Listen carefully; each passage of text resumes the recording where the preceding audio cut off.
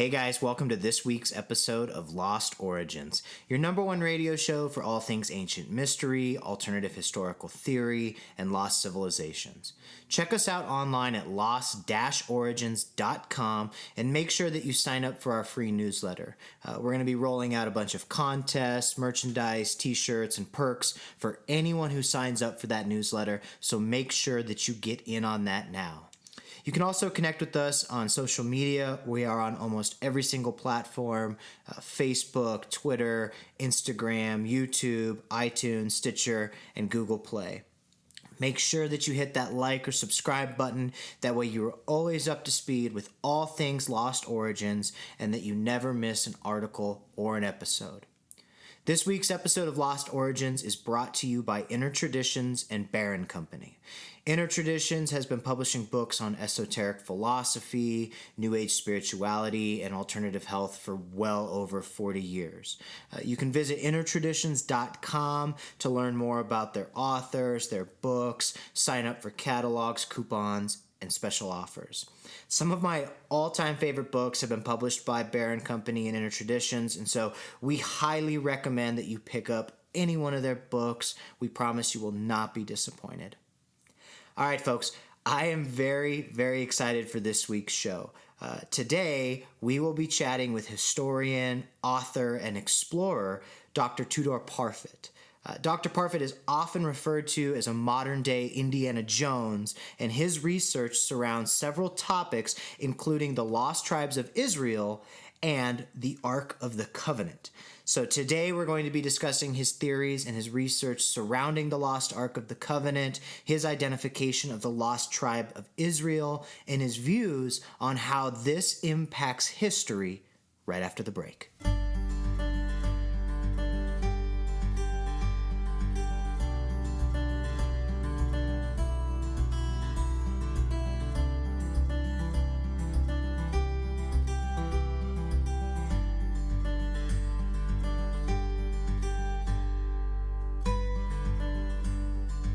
All right, ladies and gentlemen, and we are back. I am so excited for today's show.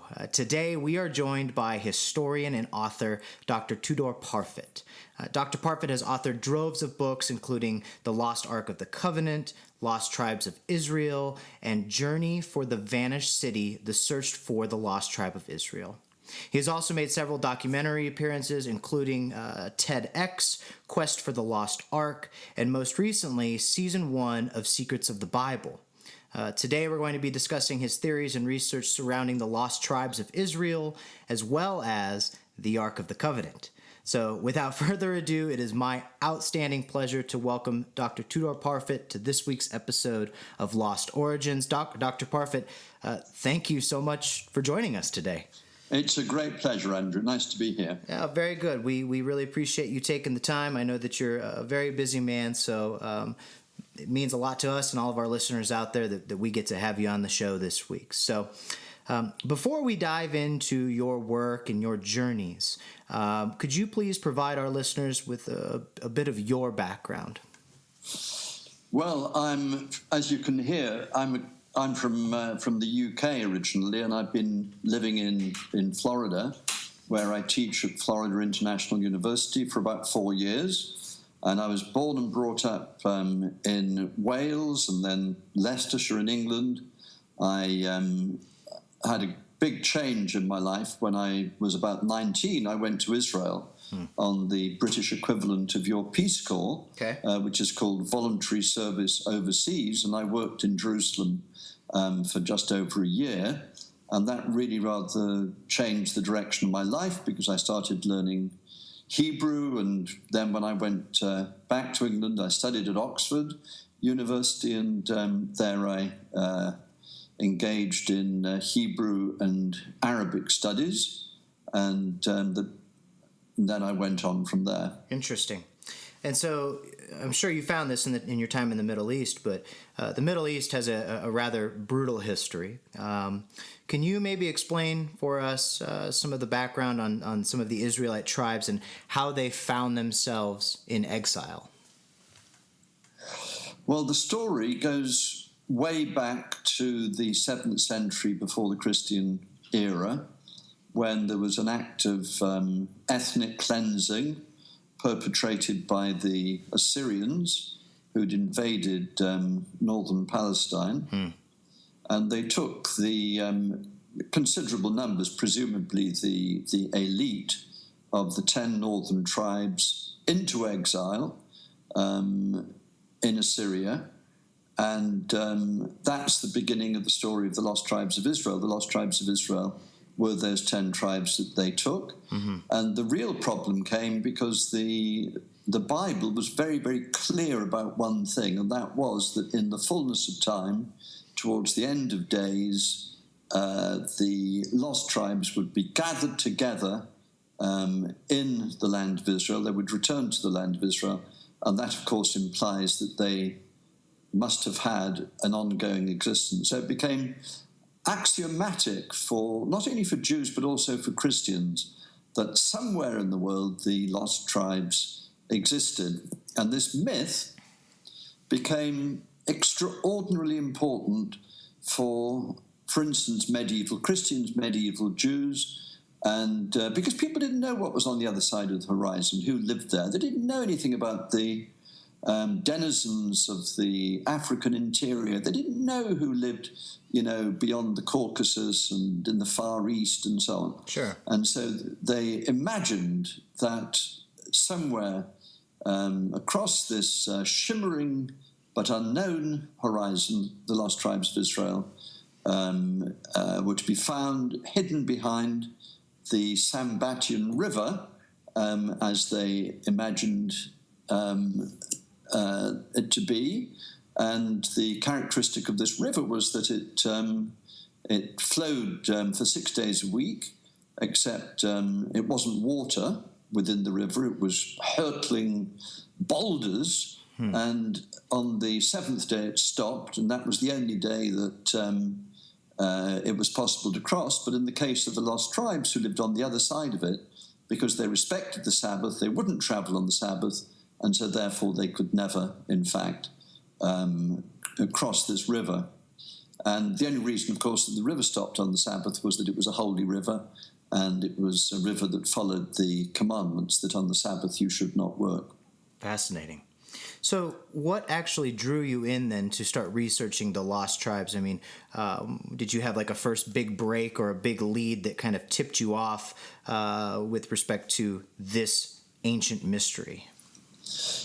In 1984, at the height of the great Ethiopian famine, I was asked to go to the Sudan, which is just to the west of Ethiopia, and look into a particular story, which was that the Ethiopian Jews, sometimes known as the Falashas, were being poisoned in the refugee camps by Christian refugees. And so off I went, and I got to these camps where people were really in the most incredibly bad shape, and located the Ethiopian Jews.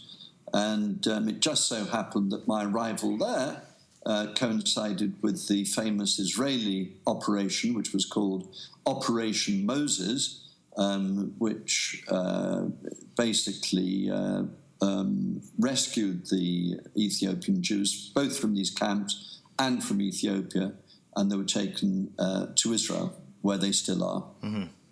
Okay. And one of the myths, or at least one of the stories about the Ethiopian Jews, is that they were, a lost tribe of Israel. In this particular case, they were considered to be the lost tribe of Dan, and this was a very, very old story going back at least 1,000 years, and so it has some kind of authenticity as a result of, the longevity of the myth. And so that sparked my interest in this particular thing. I wrote a book or two about the Ethiopian Jews, and then I started getting interested in Africa. Mm-hmm. And not much after that, I was invited to go and give a lecture in South Africa on the subject of the Ethiopian Jews. And at the back of the hall, there was some black people, quite shabby looking compared with the audience in the lecture room that I was talking. Sure. and they turned out to be members of the Lemba tribe, and they explained to me that they were also a lost tribe, like the Ethiopian Jews, and so that was the beginning of another long adventure. So the Lemba tribe, then, why don't you tell us a little bit about them? Who are they? How are they connected to Judaism, and then also to the Ark of the Covenant?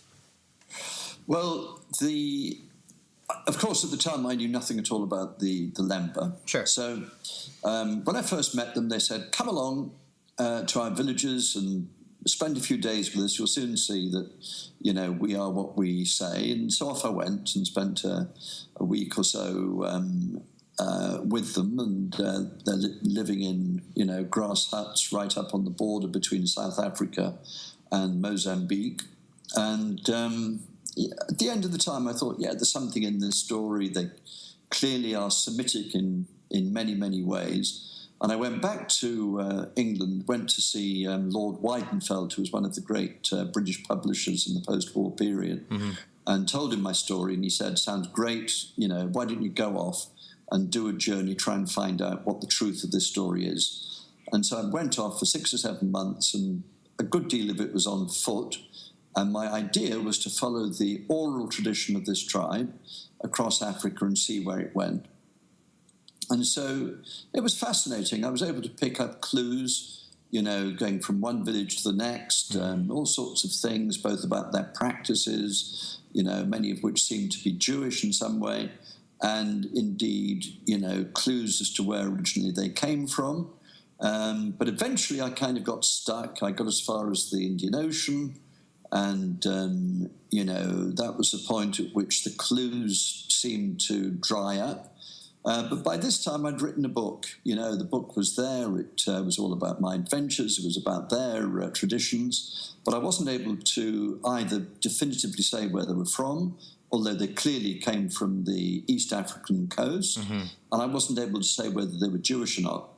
And so the book went. It did quite well. It was translated into quite a few languages. I was very interested in the story. But I kind of moved on. And a couple of years later, I was in the Yemen, in the bit of the Yemen which is called the Hadramaut, which is a valley system underneath the great Arabian desert known as the Empty Quarter.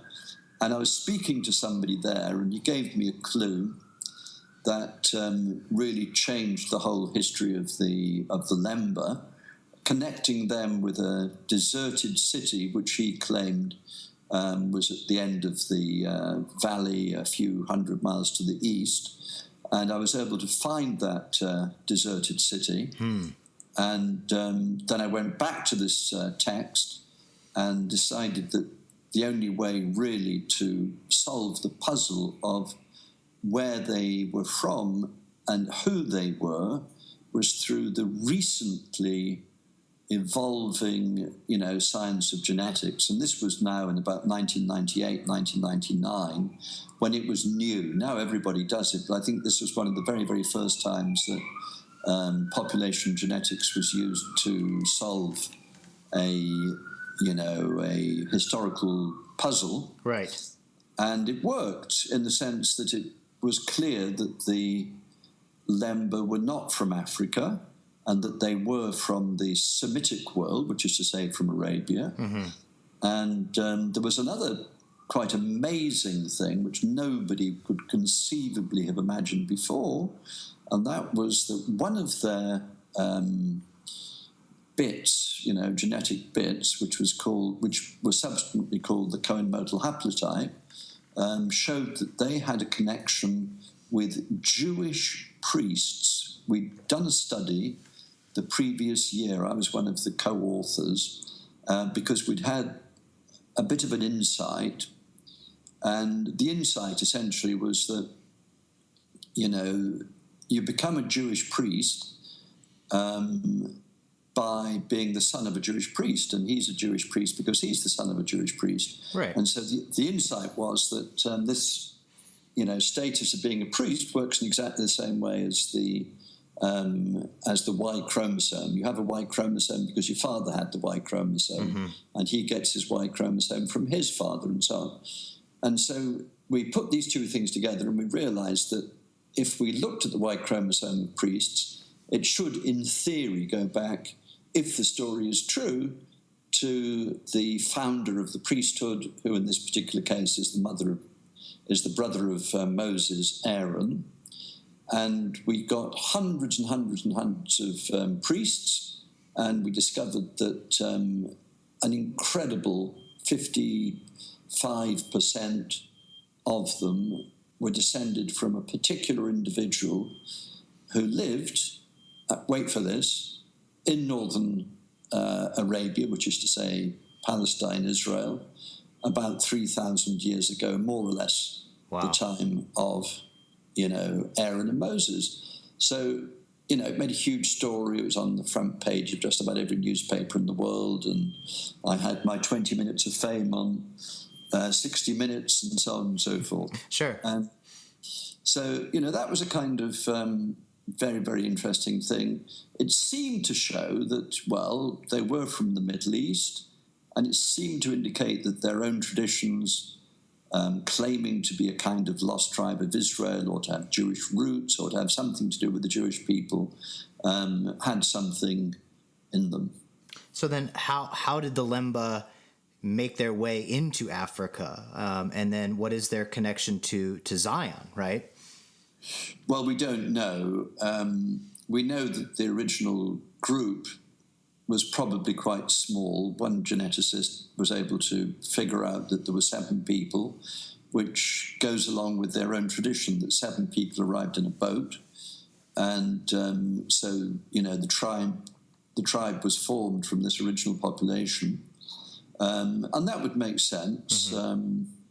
The east part of Africa was very connected with the rest of the Indian Ocean before the coming of the Portuguese at the end of the 15th century. We know that, the Chinese had trading links, as well as, of course, Arabia and India. And so for some Jews to be involved in some of the great trading entrepôts of the East Coast, places like the city of Sofala, which was an extraordinarily beautiful and sophisticated trading city, it's entirely probable that there were some Jews living there. So that would seem, anyway, to be one great possibility for the origin of the Lemba. Fascinating. When you were in Africa, though, in researching the Lemba tribe, you were directly put into harm's way. That's not exactly a safe part of the world. On your journeys, what challenges did you face in Zimbabwe while you were trying to complete your research? Were there any stories or events that were, you've actually feared for your life? By and large, it was fairly safe. Living in an African village, miles away from a hospital, hours away from a telephone in many cases, has its challenges, obviously. And, there were wild animals. One of the things that happened as a result of the mismanagement of Zimbabwe was that it was impossible to get, bullets and powder and things like this for firearms. So there was an enormous increase in the presence of lions and other predators in the little villages I stayed in. So that was one danger. And on a later journey, I was in a tent, in the middle of savannah country, and lions circled the tent at night. It was wow. It was quite scary. On one occasion, I was ambushed and shot at, and I had to drive, through the brush barricade that they'd put up to ensnare me. And luckily, I wasn't hit. And then part of a later journey, which still had to do with this particular story, this is in the Yemen. By this time, Al Qaeda had started to implant itself there, and they were kind of on my tail, and that was a relatively narrow squeak because they were minutes away from where I was hiding out in a particular place down the Hadramaut. Wow. And I was tipped off, so I escaped. I've been very, very lucky, no doubt about it. Well, it sounds very unnerving. I mean, I've always wondered, we've had several people on the show. Andrew Collins was on the show recently talking about his journeys to Göbekli Tepe in southern Turkey. And I've always wondered, when you have boots on the ground so close to turmoil, how safe can that really be? So, I mean, that's just how lucky and fortunate you were to come out of that unscathed. That's incredible. Before we talk about the Lemba connection to the Ark of the Covenant, I do want to ask you, I mean, all of us have become very familiar with the Ark of the Covenant because of Hollywood and Indiana Jones and whatnot, but I want to get your take on what you think the Ark of the Covenant was actually used for. What function did it serve? What was its purpose based on your research? Well, it's a very interesting question. And, there are slightly conflicting accounts of it in the Bible. And the best known is that the Ark was made basically as a recipient for the tablets of the Ten Commandments, which were carved on stone. And, the idea was that this thing was, it was made of gold. It was gold which overlaid a particular wood, acacia, which grows in the Sinai Desert, which is where this story happened. And it was carried on poles by the priests. On top of it, there was a lid, so to speak, and each side of the lid, there was some sort of a monster. It looked something like an angel, but it would have been much more fearsome than that. Mm-hmm. And the space between these creatures was considered to be the most sacred spot in the universe, and that was God's dwelling place, as it were, mm-hmm. on Earth. So massively important. Inside it, there were various, magical or religious objects, including the tablets, mm-hmm. Some manna, and the stick of Aaron, and so the idea was that this should be carried in front of the Israelites as they crossed the desert, and this apparently they did. And eventually it was placed inside the temple in what's called in Hebrew the Devir, which is the Holy of Holies. Mm-hmm. And on one occasion it was taken out. It fell into the hands of the Philistines.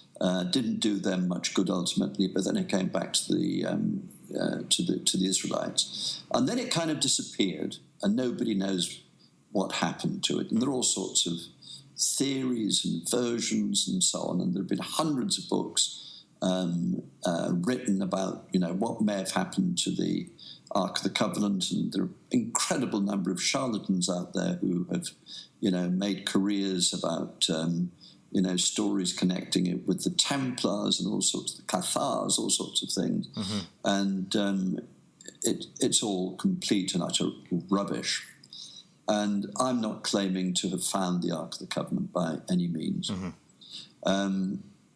I'll tell you, I mean, it's funny because, when I was doing my research to start with, living in these African villages, you'd sit round at night, round a fire, and you'd probably have a bit to eat. You might have a drink. They love to drink a kind of beer which is like porridge. It's got the consistency of thick porridge.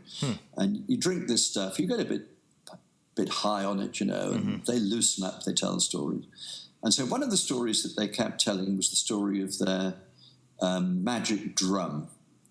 And so the magic drum was carried on sticks on the shoulders of the priests, and inside it there were various magical things that they needed for different purposes. And occasionally, very much like the Ark of the Covenant, it would zap people in one way or another. And the Ark of the Covenant was fond of killing people. It killed quite a number of people, according to the biblical account. And it had some magical, unknown technology involved in its construction or the way it operated.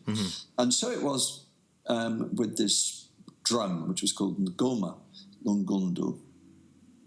And of course, when I was listening to this story, I thought, well, this sounds exactly like the Ark of the Covenant, and I presume this is a story that these people have heard from the missionaries, and they've connected it to some tribal tradition of theirs. And I didn't take it seriously. When I wrote that book, Journey to the Vanished City, I mentioned it en passant as being a kind of interesting, tribal legend, but it was not one that I really took very seriously at all.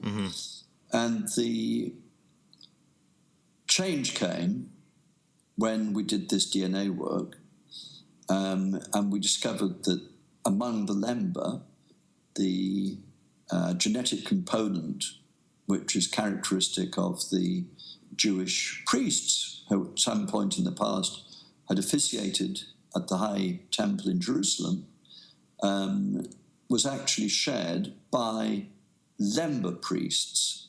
Now, the chance of this being a coincidence are billions to one against. Right. There had to be a connection.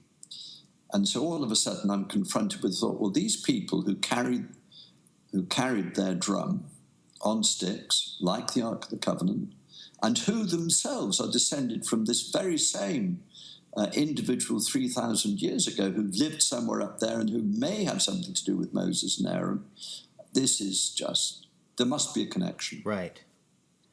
So that's the story. And, the deeper I got into their own legends about what the Ark had done in times past, how it was able to defeat enemies, how it was able to explode and, do these terrible things to people, made it seem to me to be exactly the same phenomenon as the Ark of the Covenant. And, according to their own traditions, this thing would blow itself up from time to time. And so I think that the one that I found a few years ago was, so to speak, the son or the daughter of a previous one, and that's more or less what they said. And what they argued was that this one was created about 500 years ago, and at the core of it there was a piece of the original one, and no doubt that one as well had worn out, or its predecessor had worn out, because it was used for war, it was used for magic, it was used for lots of different things. But in fact, it turned out to be rather older than that, because we had a carbon dating done on this object, and it turned out to be the oldest wooden object that had ever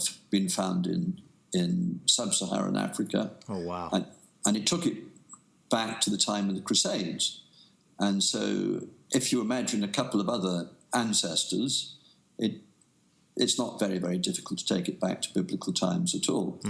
So that's the story. It would be very, very nice to do more research on this extraordinary object.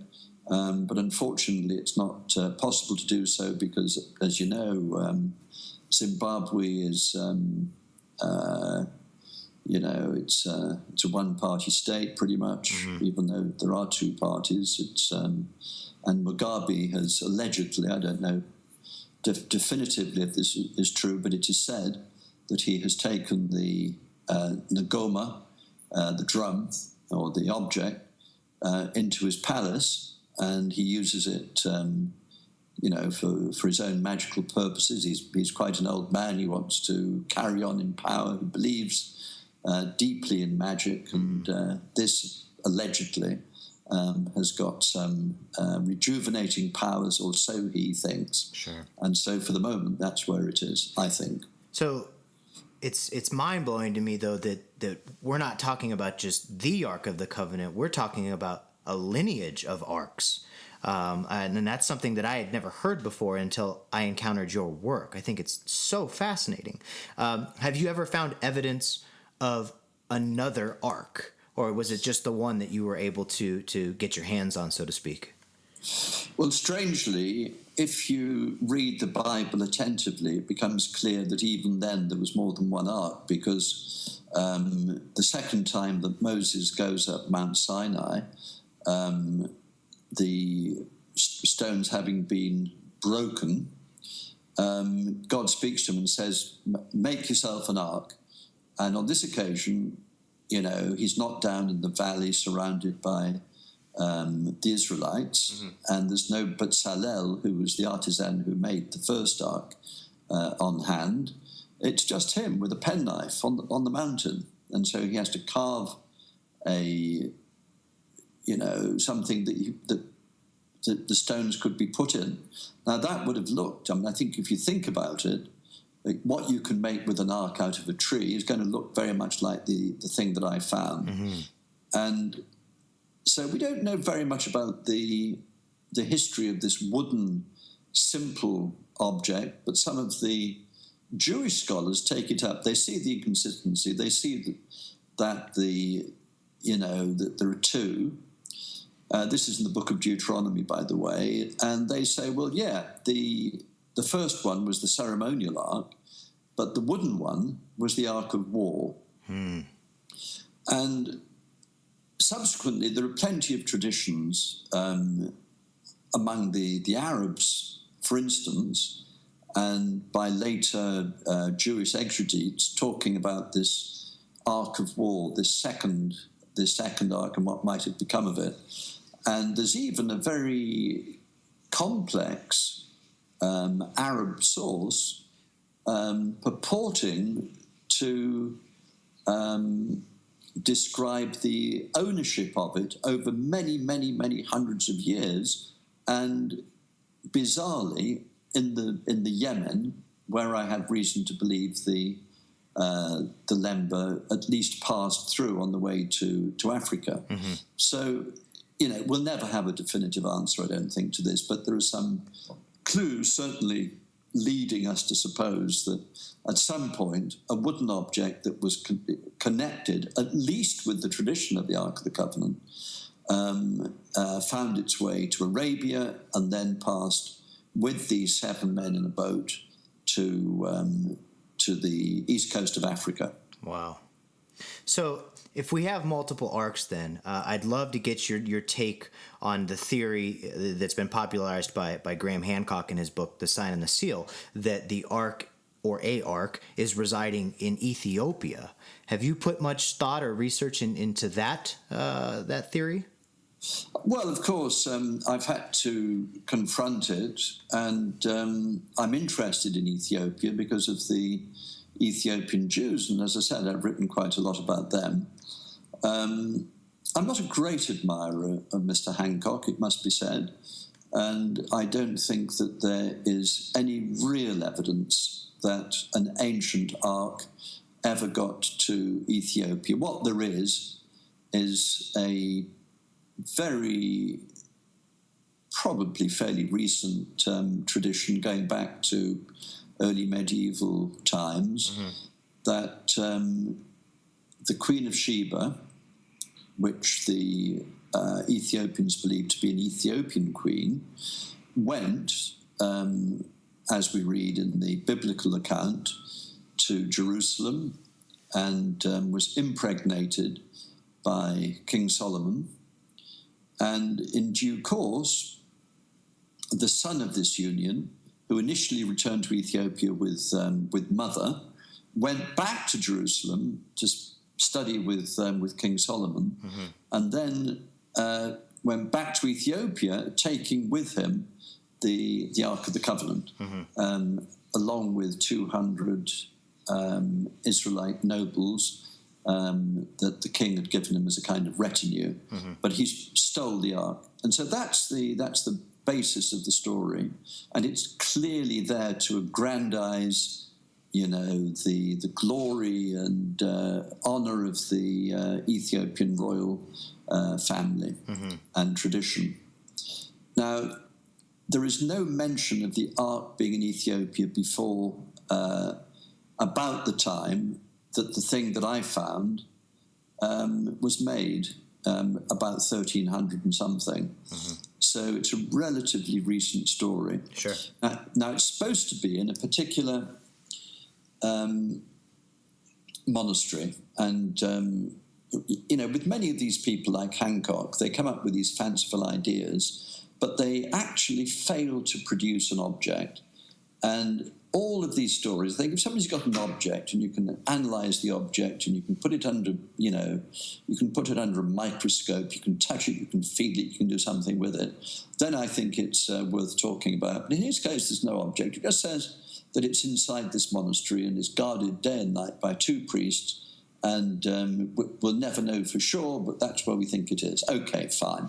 Well, I can do better than that in this particular case, because it just so happens that I used to be at the School of Oriental and African Study in the University of London, and arguably the greatest scholar of Ethiopian studies was one Professor Edward Ullendorf, who died a few years ago. And as luck would have it, during the Second World War, when he was wearing the uniform of a British officer, he went along to this very church, and he was told, "Oh, no, you can't go in, you can't go in." And he said, "Well, I'm actually going to go in." And they couldn't do very much about it. He marched in with his troops, and he saw what purports to be the Ark of the Covenant, and he stated very, very clearly, although he never wanted to publish this, because it would have been offensive to Haile Selassie, who was a friend of his, and he admired him very much, and his life had to do with Ethiopia. And you couldn't really say this to Ethiopians without causing great offence. But he did actually speak to a journalist once, and it was published in a newspaper. But I was his colleague for many years. I've heard this from him directly. He said, well, it's the same kind of thing that you find in any Ethiopian church, because in any Ethiopian church there is an Ark of the Covenant on the altar. Every single one. They're modern. It's just a feature of Ethiopian churches that this particular kind of artifact is to be found. This one was of no great antiquity. It was very similar to the sort of thing that you would find in any relatively old church throughout the country. So it is definitively not there. There are other theories saying that it might be in the Vatican, that it might be hidden under a monastery somewhere in Judea. There was a recent book to that effect. And once again, you think, well, fine, we'll dig up a bit and see if you can come up with anything. But simply to say that, it's underneath this monastery, but we can't touch it, obviously, is not very satisfactory. Sure. Well, I do have a bit of a controversial question for you. One of our listeners wrote in for today's show, and they wanted me to ask you, what are your thoughts regarding the Ark, or one of the Arks, having been buried at Oak Island? Well, I know of the story. I think there's zero evidence, to be honest, that there was any such crossing up the Atlantic, either by ancient Israelites or by any of their objects. So I think that really is an area of total fantasy. Okay. So do you have any new projects or upcoming books that we can anticipate? How can our listeners follow your work online? Like, do you have a website? How can we stay up to speed with all things Dr. Parfitt? Well, it's very kind of you to ask. I'm a bit old-fashioned, so I don't have a website, but there's plenty of internet traces of my doings.